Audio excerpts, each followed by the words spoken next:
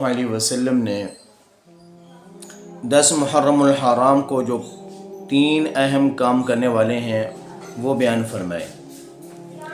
سب سے پہلا کام کیا ہے؟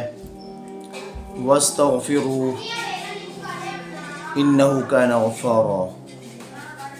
فرمایا کہ اللہ رب العزت 10 محرم الحرام کو، استغفار کو، توبہ کو بہت پسند فرماتے ہیں، کیونکہ 10 محرم الحرام کو حضرت آدم اور اماں حوا سلام اللہ علیہ السلام کی توبہ جو ہے وہ قبول ہوئی، اور اسی طرح 10 محرم الحرام کو حضرت ابراہیم علیہ السلام کو آگ سے نکالا گیا۔ 10 محرم الحرام کو حضرت یونس علیہ السلام کو مچھلی نے اپنے پیٹ سے باہر نکالا۔ 10 محرم الحرام کو اللہ کے پیارے نبی صلی اللہ علیہ وسلم کی جو اولاد ہے ان پر بہت ظلم و ستم ہوا، اور انہوں نے کربلا کے میدان میں بہت بڑی قربانی پیش کی۔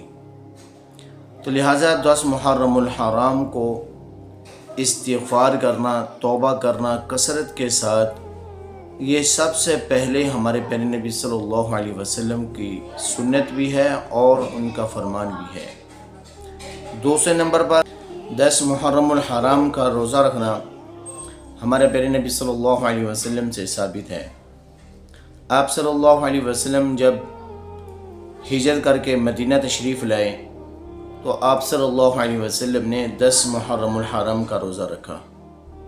تو یہود و نصارہ کہنے لگے کہ دیکھیں یہ نبی جو ہے آہستہ آہستہ ہمارے دین کی طرف آ رہا ہے۔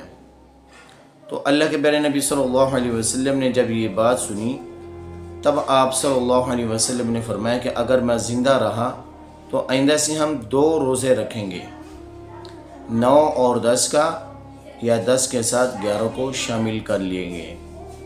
تو اس لیے جو شخص 10 محرم الحرام کا روزہ رکھے وہ 2 روزوں کا اہتمام فرمائے۔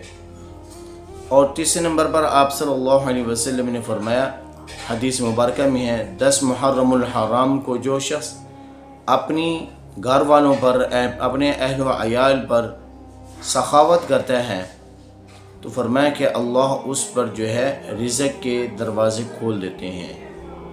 تو 10 محرم الحرام اور اسی طرح یکم محرم سے لے کر 10 محرم تک ہمارے پیارے نبی صلی اللہ علیہ وسلم کثرت سے سخاوت فرمایا کرتے تھے۔